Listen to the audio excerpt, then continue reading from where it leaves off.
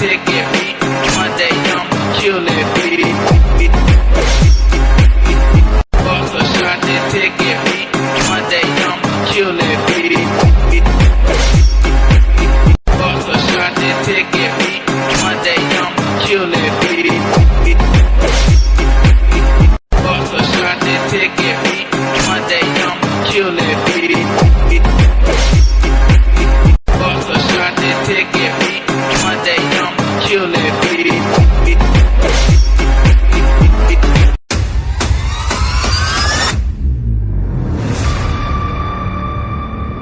Perserikatan Bangsa-Bangsa menyebut kesetaraan perempuan di dunia masih tertinggal jauh. Kesetaraan gender dan kesejahteraan perempuan, Mendorong kesetaraan gender dan pemberdayaan perempuan.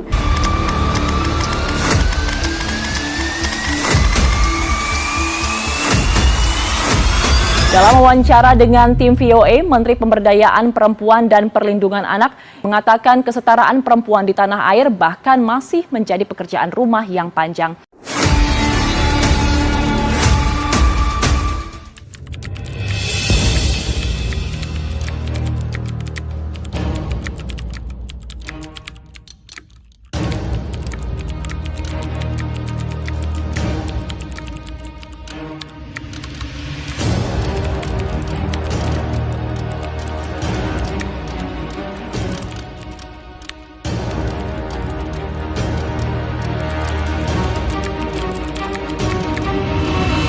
Perjuangan Ibu Kartini membuka akses pendidikan dan kehidupan yang layak bagi perempuan pasti mendapatkan tempat penting dalam hati dan pikiran seluruh perempuan Indonesia. Perjuangan Ibu Kartini sudah lebih dari 1 abad, tapi masih sangat relevan sampai sekarang. Isu kesetaraan gender bukan hanya isu perempuan saja. Kita semua, perempuan, laki-laki, berbagai organisasi, dan institusi mempunyai tanggung jawab untuk hal ini. Kesetaraan gender adalah masalah yang nyata dan serius. Perempuan memiliki potensi yang sangat besar, tetapi masih banyak ketimpangan dari berbagai dimensi. Mau itu support, akses, kesempatan yang menjadikan kontribusinya tidak optimal. Kesetaraan gender ini dapat berdampak signifikan bagi perempuan.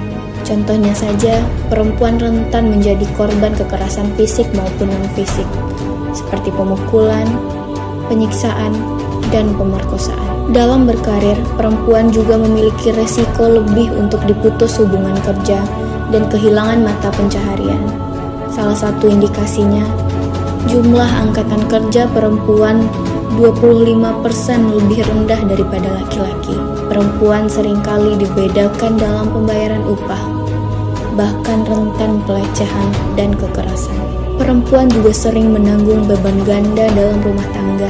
Fakta bahwa penerimaan masyarakat masih memegang peran penting dalam konsep maskulinitas pria membuat banyak laki-laki merasa enggan untuk turut serta melakukan pekerjaan domestik.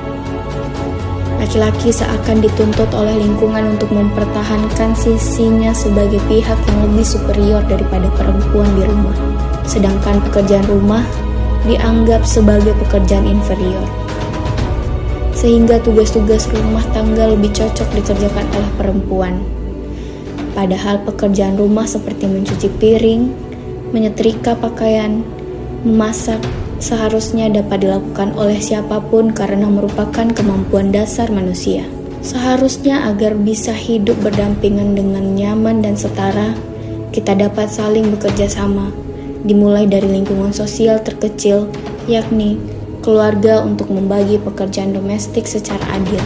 Ketidaksetaraan gender di Indonesia disebabkan oleh budaya patriarki yang telah lama melekat dalam budaya Indonesia, menempatkan laki-laki sebagai superior dan mendominasi perempuan. Pola pikir masyarakat yang mengkerdilkan kemampuan perempuan membuat perempuan sulit mendapatkan posisi-posisi strategis dimanapun berada. Perempuan cenderung memiliki lebih sedikit peluang untuk mengembangkan potensi mereka dan memperoleh kemandirian ekonomi jika tidak mendapatkan akses pendidikan yang sama dengan laki-laki. Masalah gender adalah isu yang sistemik. maka kita harus bekerja sama dalam mematahkan asumsi serta persepsi yang mengkerdilkan perempuan. Kesetaraan gender harus dipandang sebagai sebuah fondasi wajib untuk mewujudkan dunia yang damai, makmur, dan berkelanjutan. Mari kita berpartisipasi dan berperan aktif dalam melanjutkan perjuangan Ibu Kartini demi memperjuangkan kesetaraan gender agar perempuan Indonesia bisa semakin berdaya. Video-video tadi adalah potret ideal. Namun, bagaimana realitanya untuk isu kesetaraan gender di lingkungan Pemprov DKI Jakarta? Kami dari kelompok 4A mengidentifikasi 3 masalah kesetaraan gender. Yang pertama, masalah pertama adalah ketimpangan jabatan-jabatan struktural. Masalah kedua adalah stereotip peran gender. Masalah ketiga, keterbatasan fleksibilitas kerja berbasis digital. Dari identifikasi ketiga masalah tersebut, didapatkan 3 isu. Yang pertama yaitu belum optimalnya kesetaraan gender dalam manajemen karir dan pengembangan kompetensi ASN di lingkungan instansi. Yang kedua, belum optimalnya pembagian pekerjaan ASN yang didasari pada kompetensi dan kemampuan individu. Dan yang terakhir, belum optimalnya pemanfaatan teknologi fleksibilitas waktu kerja ASN. Dengan skor tertinggi, 4 sangat tinggi, 3 tinggi, 2 cukup, dan 1 rendah. Dari metode penapisan APKL didapatkan bahwa isu prioritas adalah yang nomor pertama dengan poin 17. Untuk mempermudah pemahaman saat presentasi atau penyusunan laporan, kita juga memperjelas detail dari masing-masing sirip tulang ikan. Yang pertama yaitu yaitu manusia, yaitu adanya stereotip gender yang melekat pada pengambilan kebijakan. Kemudian yang kedua ada metode akar masalahnya yaitu penugasan kerja dan pola promosi jabatan dalam manajemen ASN belum sepenuhnya sensitif gender. Yang ketiga masalah teknologi yaitu pemanfaatan teknologi smart ASN yang belum dioptimalkan. Kemudian ada material atau sarana yaitu akar masalahnya minimnya bahan literasi, sosialisasi atau modul pembelajaran digital. Kemudian ada aspek lingkungan yaitu kultur birokrasi yang masih kental dengan budaya patriarki dan sisa-sisa feodalisme. Kemudian ada yang 6 yaitu penilaian kinerja atau measure-nya, yaitu indikator kinerja utama atau IKU masih sering diukur berdasarkan kehadiran fisik atau absensi. Selanjutnya kami memberikan juga solusi alternatif dan solusi terpilih dari perspektif Smart ASN. Solusi alternatif yang pertama yaitu melakukan kampanye mindset shift melalui edutainment digital. Yang kedua yaitu sistem pengarsipan penugasan berbasis data. Dan yang menjadi solusi terpilihnya yaitu implementasi smart merit system terintegrasi dan kebijakan digital workplace flexi time. Kemudian untuk dampak utamanya, seleksi lebih adil, penugasan lebih transparan, dan fleksibilitas kerja lebih inklusif.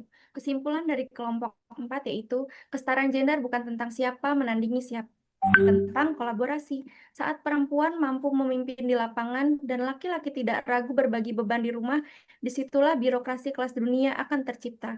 Mari menjadi smart ASN yang inklusif, adaptif, dan berkeadilan.